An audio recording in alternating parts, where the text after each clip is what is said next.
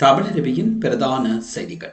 இன்று 20ஆம் தேதி மார்ச் மாதம் 2026ஆம் ஆண்டு வெள்ளிக்கிழமை. இன்றைய பிரதான செய்திகளுக்குள் உங்களை அழைத்து செல்லும் நான் மலரவன். இன்றும் பிரதான செய்திகள் வாயிலாக தாயகம் மற்றும் சர்வதேச செய்திகளோடு இணையலாம். முதலில் தாயக செய்திகள். சர்வதேச நாணய நிதியத்தின் குழு ஒன்று எதிர்வரும் மார்ச் 26ஆம் தேதி முதல் ஏப்ரல் 9ஆம் தேதி வரை இலங்கைக்கு விஜயம் செய்ய உள்ளது. இதனை சர்வதேச நாணய நிதியத்தின் தொடர்பாளரின் பணிப்பாளர் ஜூலி கொசா உறுதிப்படுத்தியுள்ளார். ஸ்ரீலங்கன் ஏர்லைன்ஸ் நிறுவனம் மற்றும் இலங்கை அரசாங்கம் இணைந்து 175 மில்லியன் அமெரிக்க டாலர் மதிப்பிலான அரசாங்க உத்தரவாத புனை முறைகளை மறுசீரமைக்கும் பணிகளை வெற்றிகரமாக நிறைவு செய்துள்ளன. இதன்படி பிணை முறை வைத்திருப்பவர்கள் தங்களின் முதலீடுகளை பணமாகவும் மற்றும் 4% வட்டி வீதத்தை கொண்ட புதிய அமெரிக்க டாலர் பிணை முறைகளுக்காகவும் மாற்றிக்கொள்ள அழைக்கப்பட்டுள்ளன. இந்த மறுசீரமைப்பு நடவடிக்கை மூலம் ஒட்டுமொத்த நிலுவைத் தொகையில் 16% குறைப்பு ஏற்பட்டுள்ளதாக ஸ்ரீலங்கா ஏர்லைன்ஸ் அறிவித்துள்ளது. இந்த இணக்கப்பாட்டின் மூலம் 99% அதிகமான பிணை முறை வைத்திருப்பவர்கள் இந்த மறுசீரமைப்பு திட்டத்திற்கு சம்மதம் தெரிவித்துள்ளதாக திரைசேரி செயலாளர் தெரிவித்துள்ளார். ஜூன் 2024இல் முதிர்ச்சி அடைய வேண்டிய இந்த பிணை முறைகள் தற்போது 2028ஆம் ஆண்டு வரை நீடிக்கப்பட்டுள்ளன. இந்த சாதகமான நகர்வு இலங்கையின் கடன் தர வரிசையை மேம்படுத்த உதவுவதுடன் தேசிய வானூர்தி சேவை நிறுவனம் தனது எதிர்கால நிதி நிலைமையை உறுதிப்படுத்தவும் வழிவகுக்கும் என எதிர்பார்க்கப்படுகிறது. நாட்டில் நிலவும் எரிபொருள் நெருக்கடி காரணமாக எரிபொருள் நிலையங்களில் மக்கள் நீண்ட வரிசையில் காத்திருக்கும் சூழலில் பொது அமைதியை பேணுமாறு இலங்கை காவல்துறையினர் பொதுமக்களை கேட்டுக்கொண்டுள்ளனர். வரிசைகளில் காத்திருக்கும் போது பதற்றம் அடைவதோ அல்லது மோதல்களில் ஈடுபடுவதோ தீர்வாகாது. அது தேவையற்ற தாமதங்களையே ஏற்படுத்தும். எரிபொருள் நிலைய ஊழியர்கள் மற்றும் பாதுகாப்பு பணியில் ஈடுபட்டுள்ள காவல்துறை அதிகாரிகளின் அறிவுறுத்தல்களுக்கு கீழ்ப்படிந்து நடக்கவும். வரிசைகளை மீறி செல்ல முயற்சிப்பதோ அல்லது ஏனையவர்களின் போக்குவரத்திற்கு இடையூறு விளைவிப்பதோ தண்டனைக்குரிய குற்றமாகும். பொது அமைதிக்கு குந்தகம் விளைவிப்பவர்கள் அல்லது வன்முறைகளில் ஈடுபடுபவர்கள் உடனடியாக கைது செய்யப்படுவார்கள் எனவும் காவல்துறையினர் எச்சரித்துள்ளமை இங்கே குறிப்பிடத்தக்கது.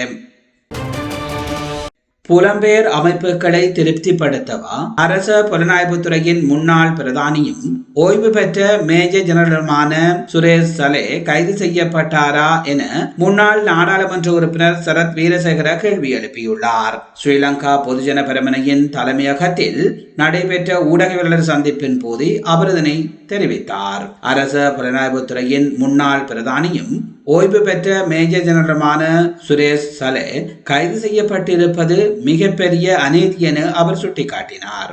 உயிர்த்த ஞாயிறு தாக்குதல் தொடர்பான 6 ஜனாதிபதி ஆணைக்குழுக்களோ அல்லது சர்வதேச FBI அமைப்போ சலையின் பெயரை இங்கு குறிப்பிடவில்லை. விடுதலை புலிகளின் அமைப்பை முறியடிக்க பங்காற்றிய ஒரு அதிகாரியை புலம்பெயர் தமிழ் அமைப்புகளை திருப்திப்படுத்துவதற்காக அரசாங்கம் சிறையில் வாட்டி வதைப்பதாக அவர் குற்றம் சாட்டியுள்ளமை இங்கே குறிப்பிடத்தக்கது.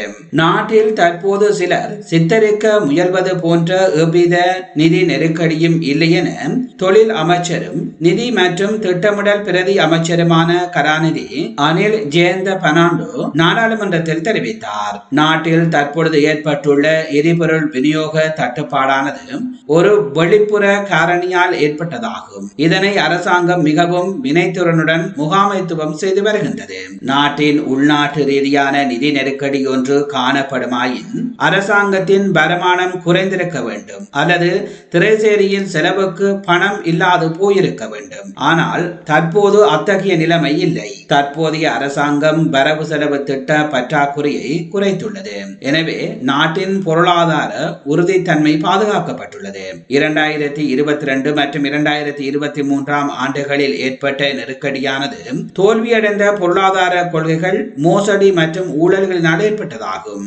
ஆனால் தற்போது நிலைமை ஒரு வெளிப்புற விநியோக சங்கிலி நெருக்கடியாகும். இவ்விரண்டையும் ஒன்றாக ஒப்பிட முடியாது என அமைச்சர் சுட்டிக்காட்டியுள்ளமை இங்கே குறிப்பிடத்தக்கது.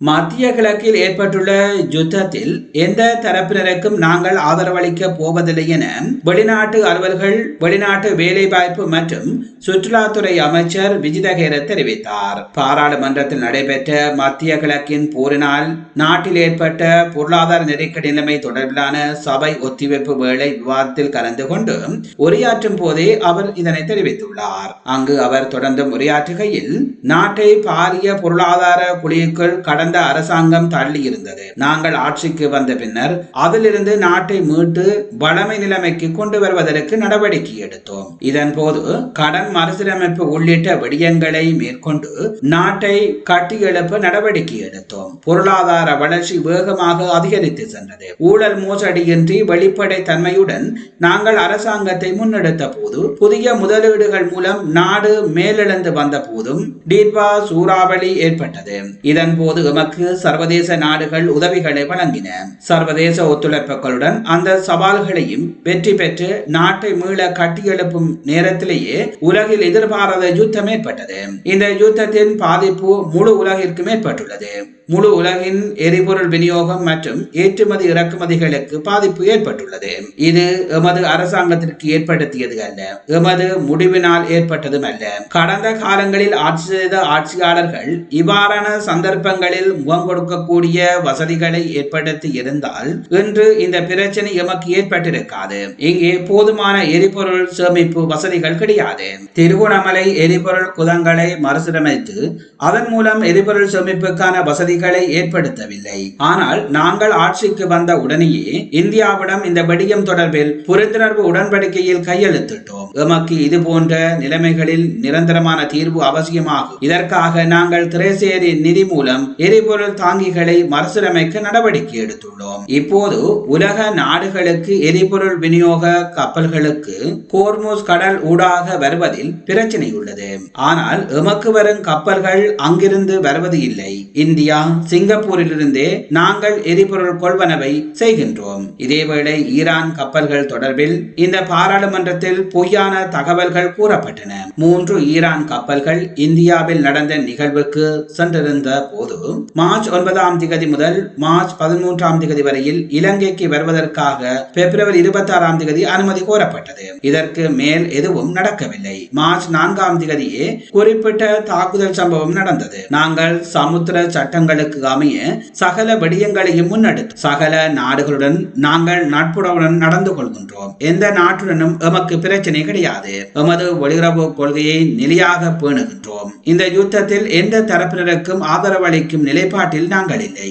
உலக சமாதானத்திற்காக நாங்கள் தலையீடுகளை செய்வோம். ஐக்கிய நாடுகள் அமைப்பின் பாதுகாப்பு சபை யோசனை ஒன்றும் கொண்டுவரப்பட்டது என்று தெரிவித்துள்ளமை இங்கே குறிப்பிடத்தக்கது.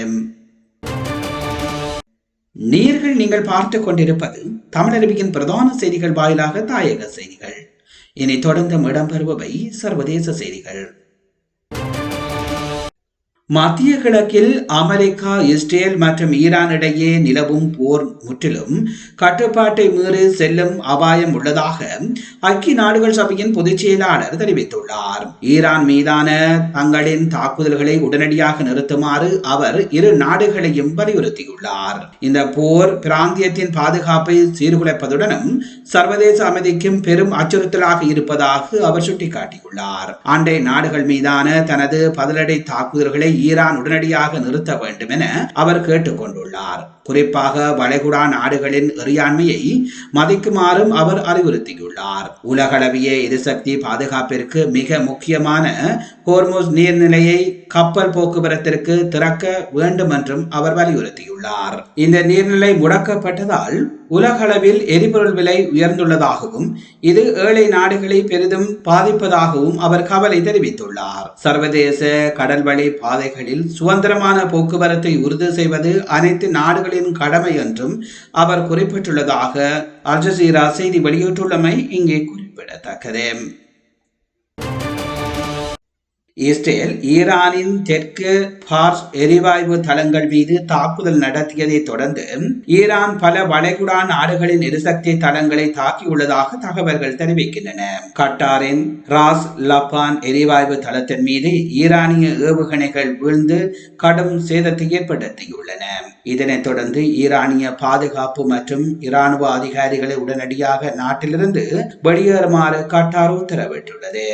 ஈரானின் இந்த நடவடிக்கையால் அந்த நாட்டின் மீது எஞ்சியிருந்த சிறு நம்பிக்கையும் சிதறிவிட்டதாக சவுதி அரேபியா தெரிவித்துள்ளது. இதனால் வளைகுடா நாடுகளுக்கும் ஈரானுக்கும் இடையிலான பதற்றம் உச்சத்தை எட்டியுள்ளது.